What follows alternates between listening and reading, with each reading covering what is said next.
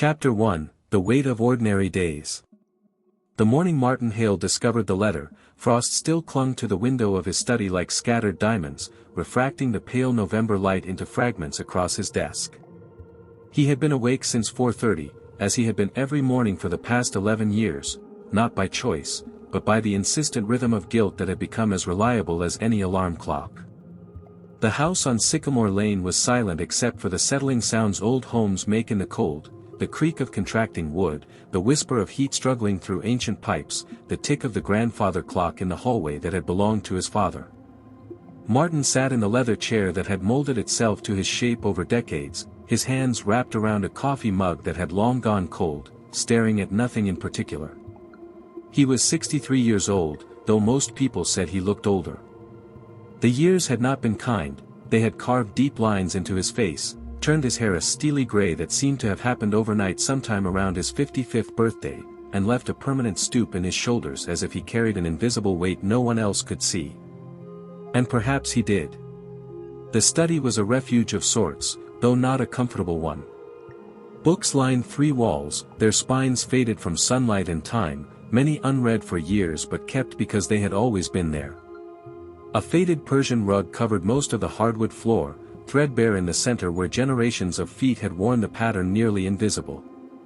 On the wall behind his desk hung a photograph, slightly crooked, never straightened, Martin and his wife Catherine on their wedding day, impossibly young, impossibly happy, impossibly unaware of everything that would come after.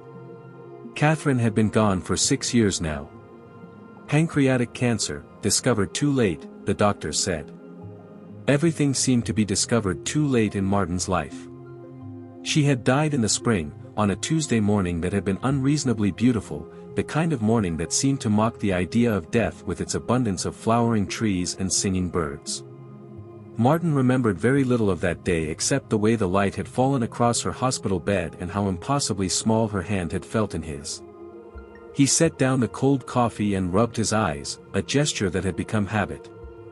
Sleep came in fragments now, 2 hours here, 90 minutes there, never enough to feel rested but too much to claim true insomnia. The doctors offered pills, but Martin had refused them. He felt he deserved the exhaustion, the fog that clouded his thoughts by afternoon, the way simple tasks became mountains by evening. Outside, the neighborhood was beginning to wake.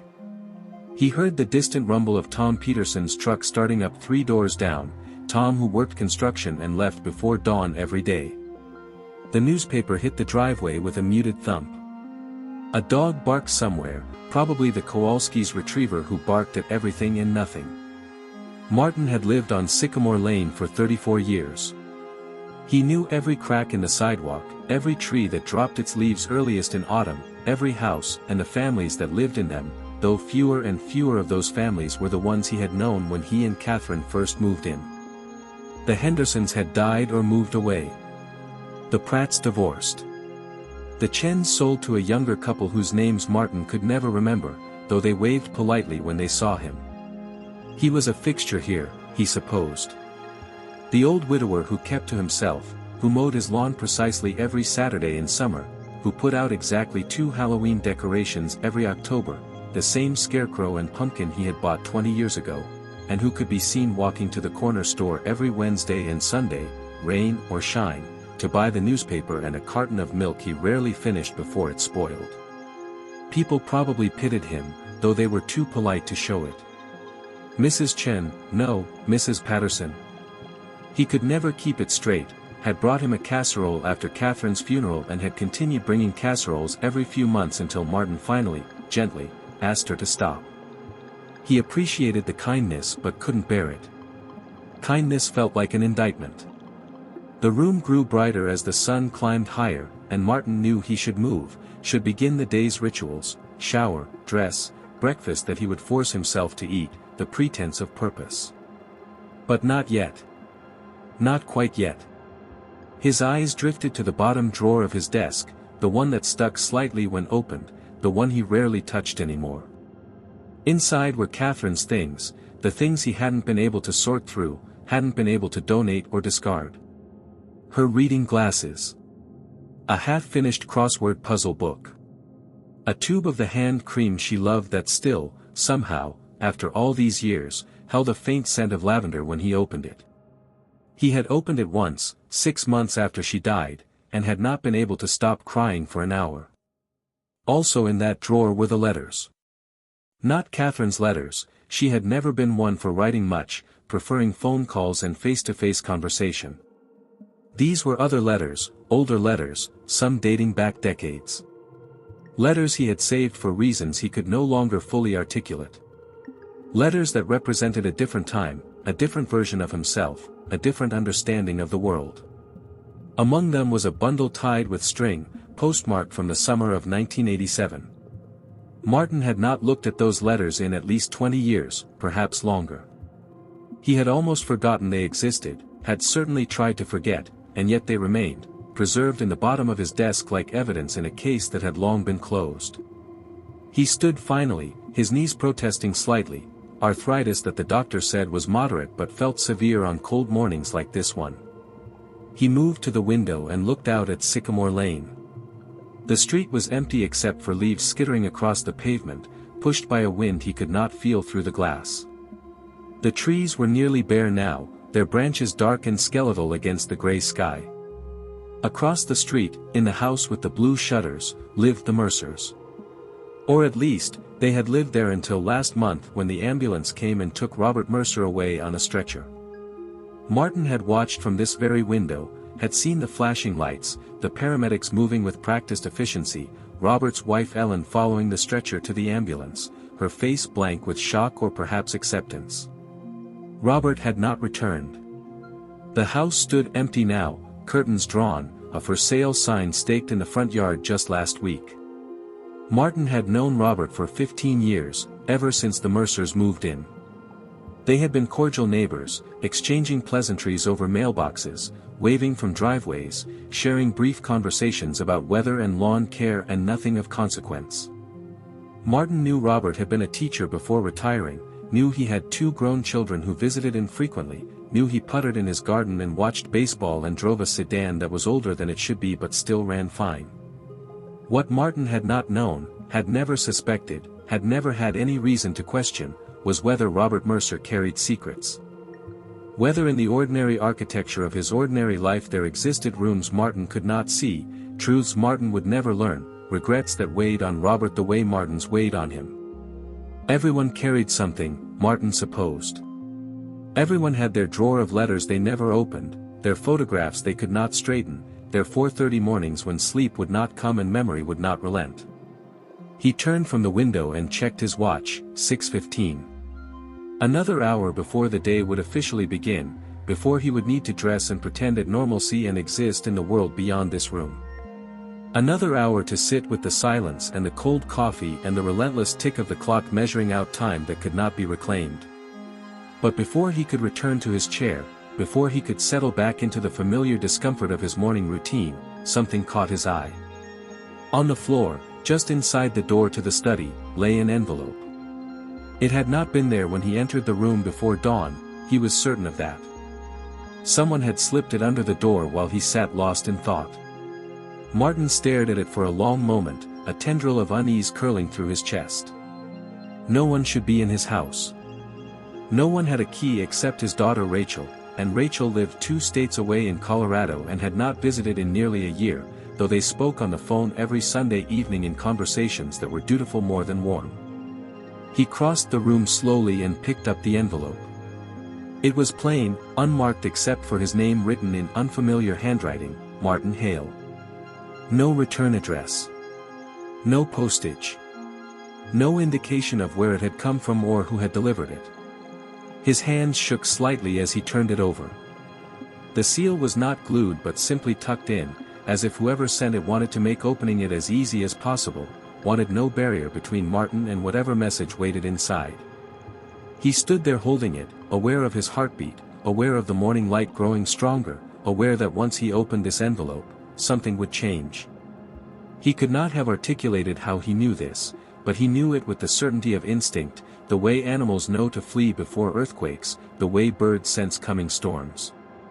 Martin Hale, who had spent 11 years avoiding truths and 11 years before that failing to see them, who had perfected the art of living in the safe shallows of routine and silence, felt the familiar weight of dread settling over him like a familiar coat. He should open it. He should not open it. Both seemed equally impossible, equally necessary. The clock ticked. The house settled. Outside, the wind pushed leaves across pavement in patterns that meant nothing and everything. Martin sat back down in his chair, the envelope still in his hands, and for the first time in 6 years, for the first time since Catherine's funeral, he began, quietly and without drama, to cry. Chapter 2, The Unraveling. Martin did not open the envelope that morning. Instead, he placed it on his desk, centered it precisely on the leather blotter, and spent the next 3 hours moving through his house like a ghost haunting his own life. He showered but could not remember if he had used soap. He dressed in clothes he pulled from the closet without looking. He made toast that he left untouched on the kitchen counter until it grew cold and hard. The envelope remained where he had left it, waiting with the patience of inanimate things. By noon, he had circled back to the study 4 times, each time standing in the doorway, staring at the pale rectangle of paper as if it might reveal its contents through force of will alone. Each time, he turned away. It was not fear, exactly, that kept him from opening it. Or perhaps it was fear, but fear mixed with something else, a bone-deep exhaustion at the prospect of new information, new complications, new reasons to remember things he had spent years learning to forget. Martin's life had achieved a kind of equilibrium in its emptiness. The envelope threatened to tip that balance. At 2:30 in the afternoon, his daughter Rachel called. She always called on Sundays, but today was Thursday, and the deviation from routine sent a small spike of alarm through his chest before he even answered. "Dad?" Her voice carried the particular quality of forced casualness that meant something was wrong. "How are you?" "I'm fine, Rachel." "You?" "Good." "Busy." "Mark's traveling for work again, and Sophie has a recital next week, and I'm coordinating the fundraiser for the library, so it's just been chaos." She paused, and in that pause Martin heard the real reason for her call gathering itself. "Dad, I got a strange phone call yesterday. From a woman named Diane Torres. She said she was a journalist." Martin's hand tightened on the phone. "A journalist? She was asking questions about you. About when you worked at Riverside High School. About 1987. Rachel's voice had shifted from casual to concerned. "Dad, what's this about?" "She mentioned something about a student who went missing." "Jennifer. Jennifer Hale?" "No relation, obviously, but she said you taught her. She said there was new evidence or something." "Dad, you're worrying me." The study seemed to tilt slightly. Martin sat down heavily in his chair, his eyes fixed on the envelope. "Dad? Are you there?" "I'm here. Did you know this girl? This Jennifer?" 24 years collapsed into nothing. Martin saw a face he had not allowed himself to remember, 16 years old, dark hair pulled back in a ponytail, sitting in the 3rd row of his American history class, always early, always prepared, always raising her hand with questions that showed she actually thought about the material instead of just memorizing it.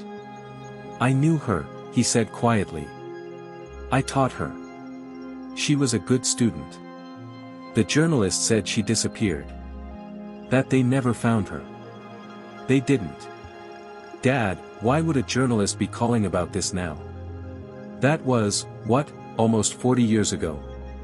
37 years. The precision of his answer seemed to surprise Rachel into silence. When she spoke again, her voice was smaller, younger, the voice of a daughter who suddenly realized she did not know her father as well as she thought. "Did something happen? Something you never told me about?" "Everything and nothing," Martin thought. Out loud, he said, "It was a long time ago, Rachel. A student went missing from the school where I taught. It was terrible. The police investigated. They never found her. Eventually, people moved on. But you didn't move on. It was not a question." Martin looked at the envelope, at his name written in unfamiliar handwriting. "No one who was there really moved on," he said. "You don't move on from something like that. You learn to live around it." Rachel was quiet for a long moment. "This journalist, Torres, she left her number. She said she wanted to talk to you. She said it was important. She said." Rachel hesitated. She said the truth was finally coming out. After the call ended, Martin sat motionless for 20 minutes. The afternoon light slanted through the window at the angle it always did at this time of year, 3 o'clock in November, turning the dust motes into tiny galaxies suspended in air. Everything was exactly as it always was, except nothing was the same at all. He reached for the envelope. Inside was a single sheet of paper, folded once. The handwriting was neat, controlled, the writing of someone who had thought carefully about every word. "Mr. Hale. You don't know me, but I know who you are. My name is David Torres. 24 years ago, you taught my sister Jennifer at Riverside High School. 24 years ago, she disappeared. 24 years ago, you were questioned by police and released. 24 years ago, you moved away and started a new life, and my sister was never found. I am writing to tell you that they have found her. Construction workers discovered remains 3 weeks ago during excavation for a new medical center on the old Riverside property. Dental records confirmed what I already knew in my heart: it was Jennifer. She was buried less than 200 yards from where you taught her, where she trusted you, where she spent the last day of her life. The police have reopened the investigation. They have new forensic techniques, new technology, new ways of finding truth in old evidence. And they have something else, a confession. Someone has finally spoken after all these years. Someone has finally told the truth about what happened to my sister. I am not writing to accuse you. I am writing to tell you that justice is coming, even though it comes too late to save Jennifer, too late to give my mother peace before she died last year, too late to repair what was broken in my family. But it is coming. The truth will be revealed. Diane Torres, my daughter, is writing a comprehensive investigation.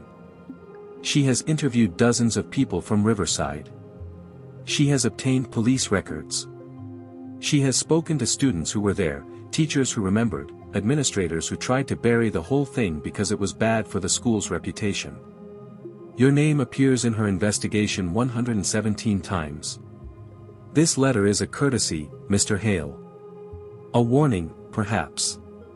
Or maybe just a statement of fact: the silence that has protected you and others for nearly 4 decades is ending. What you do with this information is your choice. But know that the truth is coming whether you are ready for it or not. Jennifer would have been 40 years old this year. Instead, she has been in the ground for 37 of them, and her family has been living in purgatory, not knowing, always wondering, never able to properly grieve. That ends now. David Torres. The paper slipped from Martin's fingers and drifted to the desk. He stared at it, at the words that seemed to pulse with accusation and certainty, words that had torn open the carefully maintained facade of his quiet life on Sycamore Lane. Your name appears in her investigation 117 times. He stood abruptly, his chair scraping against the floor, and walked to the window. Outside, the world continued its ordinary rotation. A car passed. Leaves fell. The empty Mercer house stood silent across the street, its for sale sign creaking slightly in the wind. Martin pressed his forehead against the cool glass and closed his eyes. He had not killed Jennifer Hale. He had not harmed her. He had not even known she was planning to disappear, if disappearing had been her choice, though of course it had not been her choice. He knew that now, had always known it really, despite what he had told himself for 37 years. But he had known something. He had seen something. He had failed to speak, failed to act, failed to be brave enough or good enough or honest enough when it mattered most. And now, 3 decades later, the bill for his silence had finally come due. Chapter 3, What Was Always Known. The call came at 7:43 the next morning. Martin had not slept.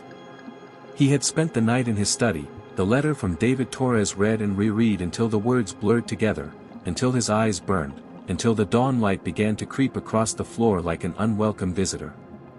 Mr. Hale. This is Detective Sarah Chen with the State Police. I'm calling regarding the Jennifer Hale investigation. I need to ask you some questions. We can do this at your home or at the station. Your choice. Her voice was professional, neutral, but Martin heard the steel beneath it. This was not a request. My home, he said. His voice sounded strange to his own ears, hoarse from disuse. I'll be there in an hour. She arrived in 52 minutes. Martin watched from the window as an unmarked sedan pulled into his driveway. Detective Chen was younger than he expected, perhaps 40, with dark hair pulled into a severe bun and eyes that missed nothing. She was accompanied by a man she introduced as Detective Raymond Pierce, older, heavier, with the weathered face of someone who had seen too much and believed too little. They sat in Martin's living room, a space that suddenly felt too small, too ordinary for what was about to unfold. Chen placed a digital recorder on the coffee table between them. This conversation is being recorded, she said. You have the right to have an attorney present. Do you understand? I understand. Do you wish to have an attorney present? Martin thought about this. An innocent man would say no. A guilty man would say yes. What did that make someone like him, who was neither and both? No, he said finally. I'll answer your questions. Chen nodded and pressed record. Mr. Hale, you taught American history at Riverside High School from 1984 to 1988, correct? Yes. And you knew Jennifer Hale, a student who attended Riverside? I taught her. 10th grade American history. 1986 to 1987 school year. Tell me about Jennifer. Martin closed his eyes briefly. She was intelligent. Curious. She actually cared about learning, which was rare. Most students just wanted to pass. Jennifer wanted to understand. What was your relationship with her? I was her teacher. Nothing more. You were questioned in 1987, after she disappeared. You told police you last saw her on Friday, May 15th, after school. Is that still your recollection? The date was branded into his memory like a scar. Yes. What happened that day? This was the question. This was where truth and lies had tangled themselves together for 37 years, where Martin had told himself stories to make sleep possible, where he had edited and revised and omitted until he almost believed his own version of events. Detective Pierce leaned forward. Mr. Hale, we know Jennifer came to see you after school that day. We have a witness who saw her entering your classroom at approximately 3:15. We know she stayed for at least 45 minutes. We know when she left your classroom, she was upset. A janitor, Marcus Webb, saw her crying in the hallway. Martin's hands gripped the arms of his chair. Marcus is still alive. He's 78 and in a nursing home, but yes, he's alive. And his memory of that day is very clear. He gave a statement in 1987 that was buried in the file. We found it 3 weeks ago. Chen's eyes were locked on Martin's face. What did you and Jennifer talk about for 45 minutes? The room was very quiet. Outside, Martin could hear a dog barking, the sound of normal life continuing while his own life cracked open. She came to talk about her grade, he said slowly. She was upset about a test score. For 45 minutes. About a test score. She was a perfectionist. Mr. Hale. Chen's voice was harder now. We've interviewed 15 people who attended Riverside in 1987. We've spoken to other teachers, administrators, students. A pattern has emerged. Jennifer Hale was not just a good student. She was troubled. She had reported to the school counselor that someone was making her uncomfortable. She used the word inappropriate. She never named who. Martin felt his heart hammering against his ribs. The counselor, Mrs. Patricia Brennan, kept notes, Chen continued. Notes that were also buried in the school's records. Notes that document 3 separate conversations with Jennifer in the weeks before she disappeared. In the last conversation, Jennifer told Mrs. Brennan she had proof of what was happening. She said she was going to confront someone. She said she wasn't going to let it continue. I didn't know about any of that, Martin said, and it was true. It was also meaningless. Detective Pierce spoke, his voice rough as gravel. We've also been reviewing your personnel file from Riverside. You resigned in August 1988, 3 months after Jennifer disappeared. You told the principal it was for personal reasons. You moved 2 states away. Started teaching at a different school. Changed districts 3 more times over the next decade. Why all the moving, Mr. Hale? My wife's health. She needed different climates.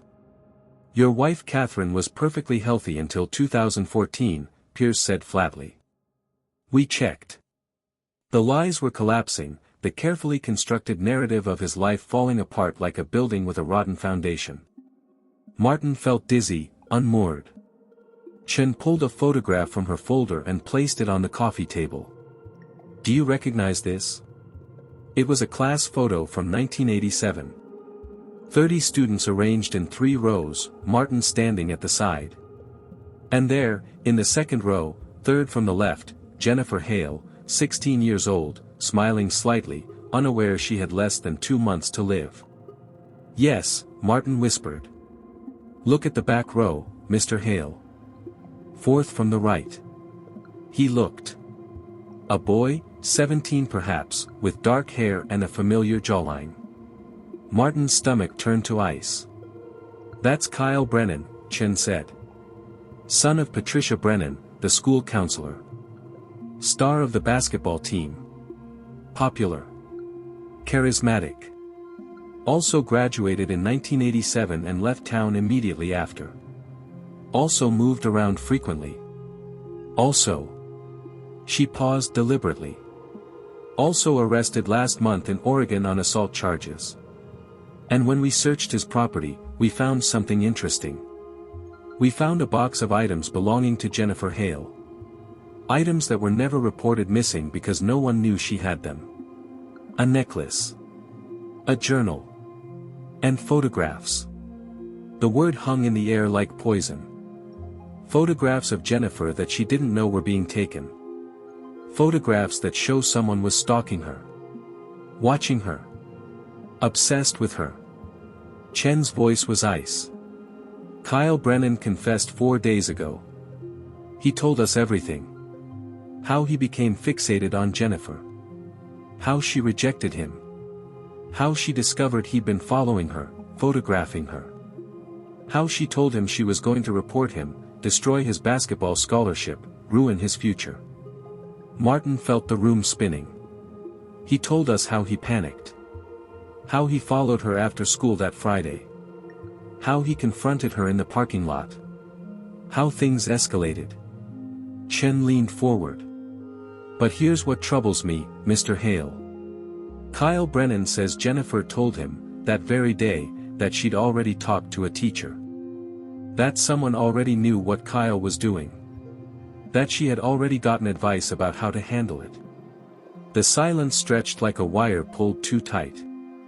She came to you, didn't she? Chen said softly. That Friday afternoon. She didn't come to talk about a test score. She came because she trusted you. She came because she needed help. She came because a student was stalking her and she was scared. Martin's vision blurred. He saw Jennifer standing in his classroom doorway, her backpack slung over one shoulder, her face tight with worry. He heard her voice, tentative and afraid, Mr. Hale, can I talk to you about something? It's important. What did you tell her? Pierce demanded. The truth. After 37 years, the truth that had lived in Martin's chest like a stone, that had stolen his sleep and poisoned his marriage and turned every quiet moment into an accusation. I told her, Martin said, his voice breaking, I told her to handle it quietly. I told her that making accusations against Kyle Brennan would be difficult. That he was popular, that his mother worked at the school, that it would be her word against his. I told her. He couldn't continue. You told her what?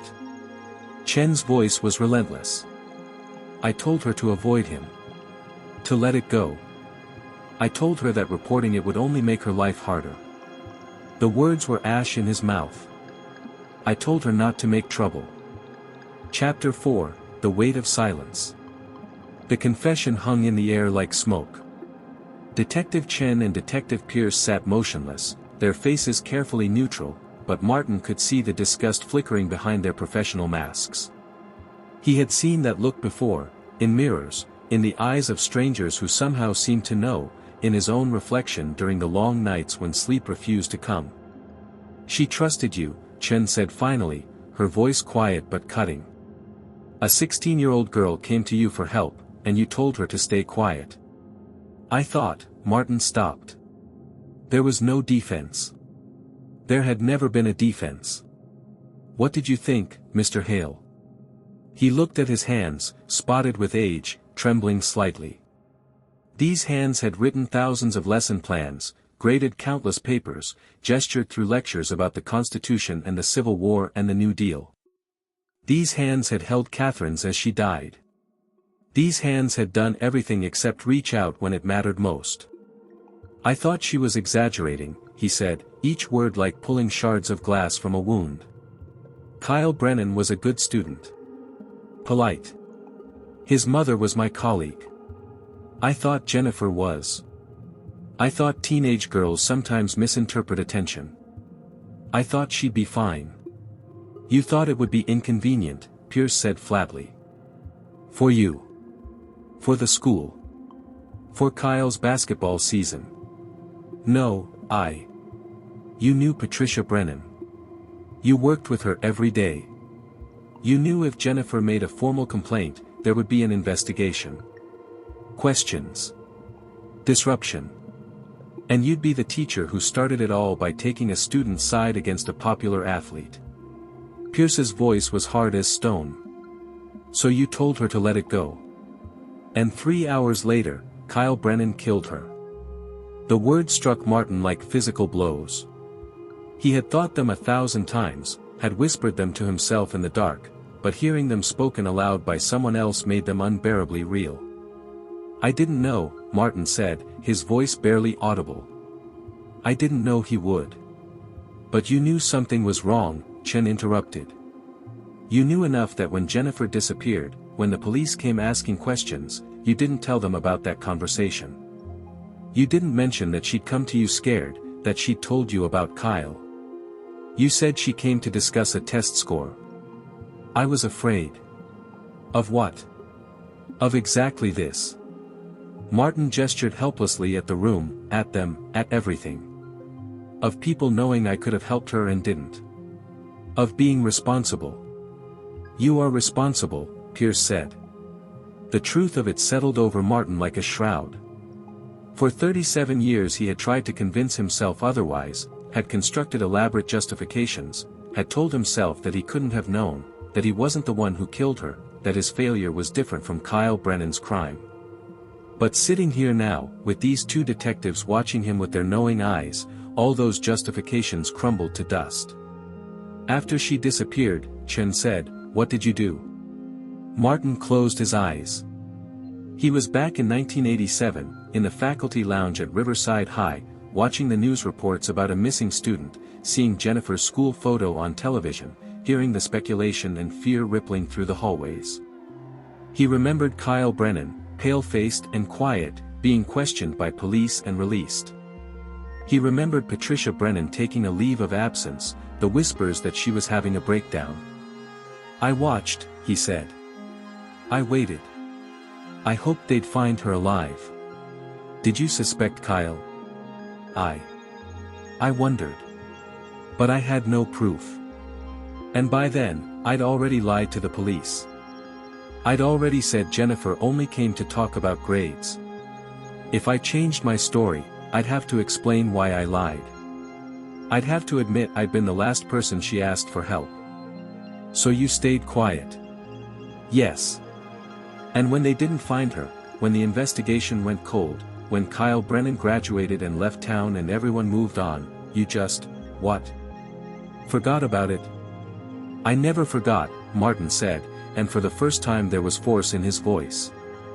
Not for one single day. Not for 1 hour. I have lived with what I did, what I didn't do, every moment since then. Is that supposed to make us feel sorry for you? Pierce asked. No. Nothing makes that right. Nothing ever could. Chen pulled out another document. Kyle Brennan's confession is detailed. He says he followed Jennifer from the school to the parking lot. He tried to convince her not to report him. She refused. She told him she had already talked to you, that you were going to help her make it official on Monday. Chen's eyes met Martin's. She trusted that you would. Even after you told her to stay quiet, she believed you'd come through for her. She told Kyle that Mr. Hale was a good man, that he'd do the right thing. The words were a knife twisting in Martin's chest. Jennifer had trusted him even when he hadn't deserved it. She had believed in a version of him that didn't exist. Kyle panicked, Chen continued. He grabbed her. She fought back. He says he only meant to scare her, to make her understand how serious this was, but she screamed. He covered her mouth. She couldn't breathe. By the time he realized what was happening, she was dead. Martin felt bile rising in his throat. He put her body in his car. Drove around in a panic. His mother was at a conference that weekend. He had access to her keys, including the key to the maintenance shed at the school. Late that night, he brought Jennifer's body back to Riverside. He buried her in an undeveloped area behind the athletic fields. Then he went home and acted like nothing had happened. For 37 years, Pierce added. He went to college.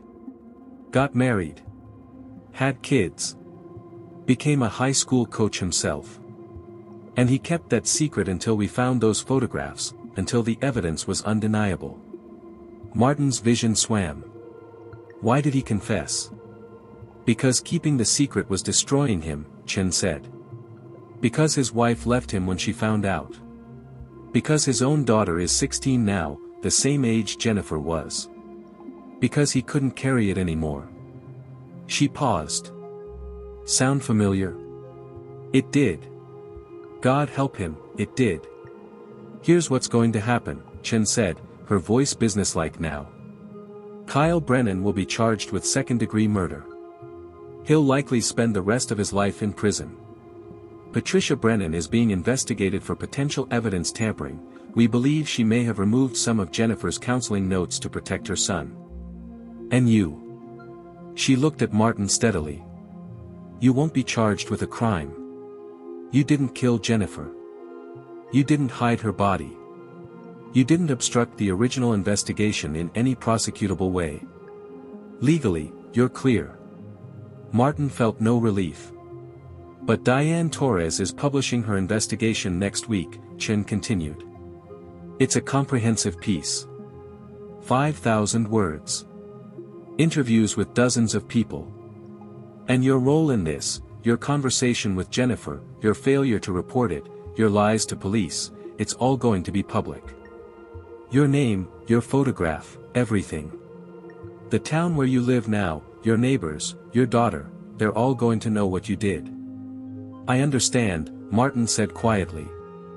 Pierce stood, his expression disgusted. Do you really understand that a girl died because you were too cowardly to make a phone call? That her family spent 37 years not knowing what happened to their daughter because you wanted to avoid awkwardness? Yes, Martin said. I understand. I don't think you do. I don't think you can. Because if you really understood, you would have come forward years ago. You would have told the truth when it might have mattered.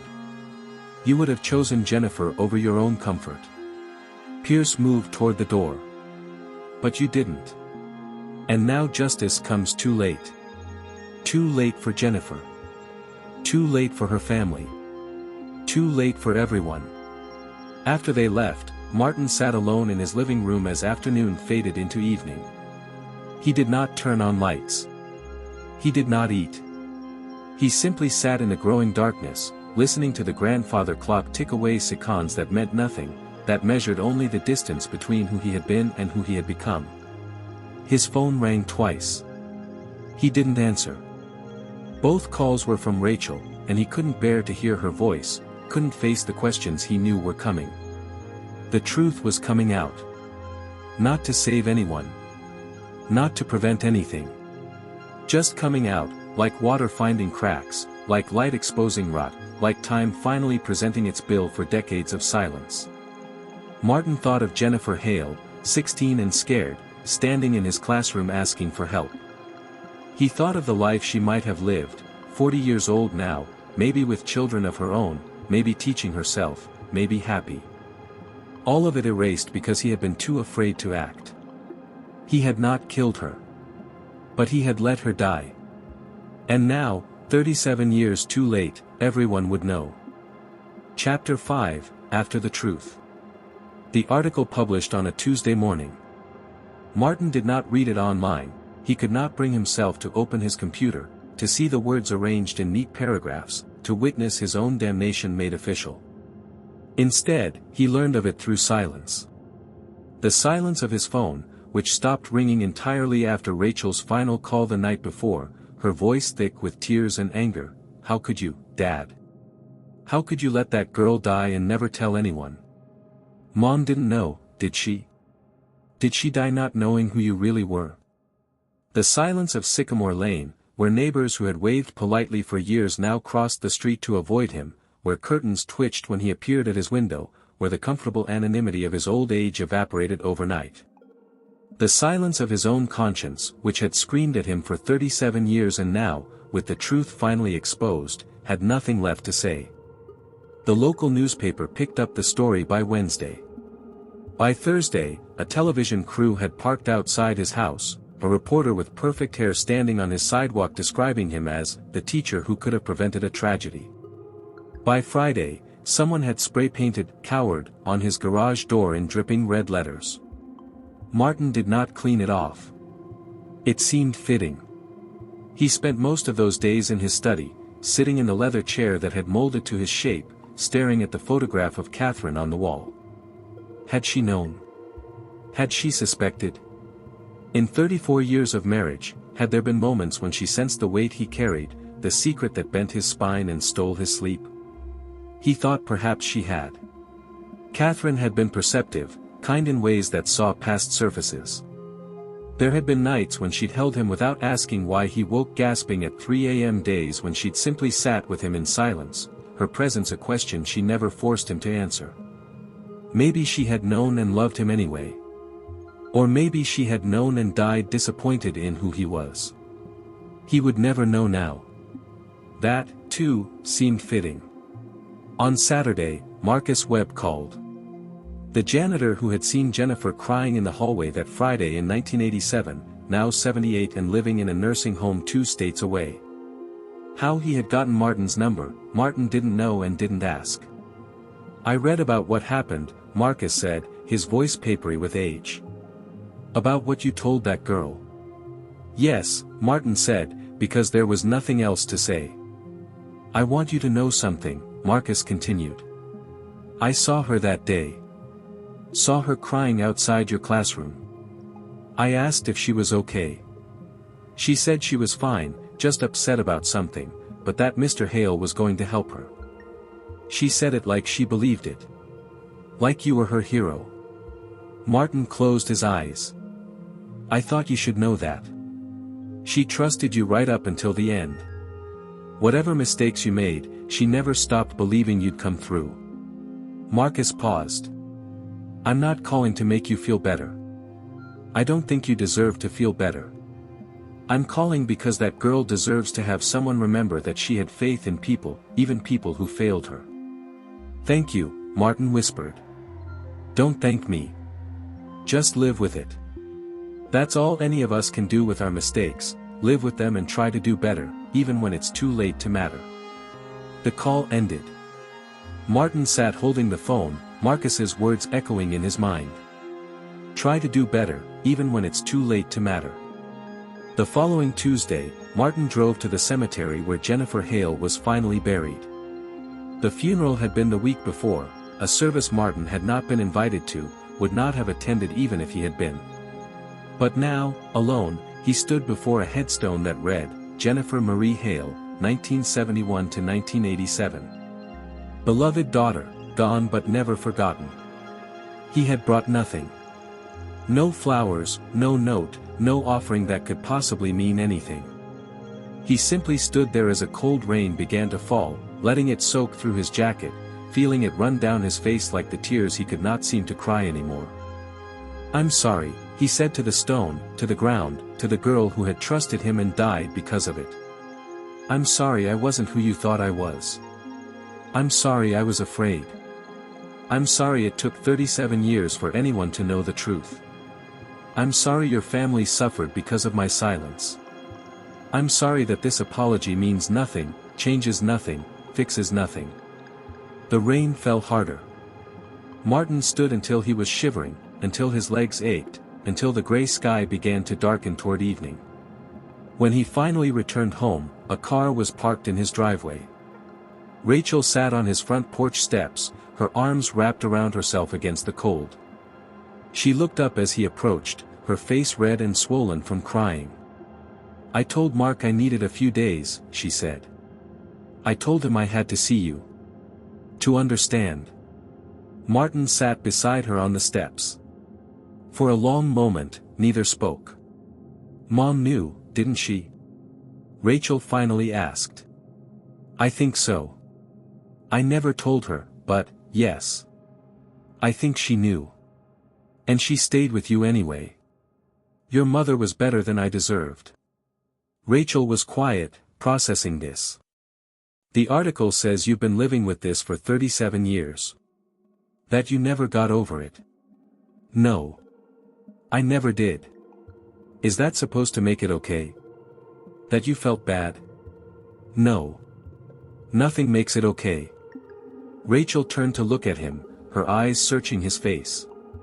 I keep trying to reconcile the father I knew with the man in that article. The dad who taught me right from wrong, who told me to always stand up for people who needed help. How do I make sense of that? You don't, Martin said. People aren't one thing, Rachel. We're contradictions. We're the lessons we teach and the actions we take, and sometimes those things don't align. I failed Jennifer Hale. That's the truth. I also tried to be a good father to you. Both things are true. But one matters more. Yes, Martin agreed quietly. One matters more. They sat in silence as darkness fell completely, the porch light casting long shadows across the wet pavement. Finally, Rachel stood. I can't forgive you, she said. Not for this. Maybe not ever. But you're still my father, and I don't know what to do with that. You don't have to do anything with it, Martin said. You don't owe me forgiveness or understanding or anything else. You just have to decide who you are, independent of who I am. Rachel nodded slowly. I'm going to a hotel. I need time to think. But I wanted you to know I came. I wanted you to know I'm trying. That's more than I deserve. After she left, Martin went inside his house, this house that had been his refuge and his prison for 34 years. He walked through rooms filled with ordinary objects, furniture worn by use, photographs of a life that looked normal from the outside, the accumulated debris of decades. In his study, he took out paper and a pen. He began to write. He wrote to David Torres, Jennifer's brother, an apology that could never be adequate but needed to be said. He wrote to the Riverside community, acknowledging his failure. He wrote to the families of other students he had taught, other young people who might have trusted him and deserved better. He did not write seeking forgiveness. He wrote because silence had been his crime, and continuing that silence would compound it. He wrote because Marcus Webb was right, all he could do now was try to do better, even though it was too late to matter. The letters took hours. When he finished, Martin sat back in his chair and looked at the photograph of Catherine, slightly crooked, never straightened. "I'm sorry," he said to her, to the room, to himself. "I'm sorry for all of it." Outside, Sycamore Lane was quiet. The red paint on his garage door gleamed in the moonlight. The for sale sign in the mercer's yard creaked in the wind. Life continued its ordinary rhythm, indifferent to truth and lies, to justice and failure, to the weight of secrets finally released into the world. Martin Hale was 63 years old. He would likely live another 10 or 20 years, carrying this burden in public now instead of private, marked by his failure, defined by the moment he chose comfort over courage. The truth had come out. It had not saved Jennifer. It had not eased her family's pain. It had not made anything right. But it was out nonetheless, persistent as rain, inevitable as time, too late for redemption but exactly on schedule for consequences. And in his study, surrounded by books and memories and the ghost of who he might have been, Martin understood finally that this was how it would end, not with forgiveness, not with peace, but simply with truth, cold and unforgiving and 37 years too late.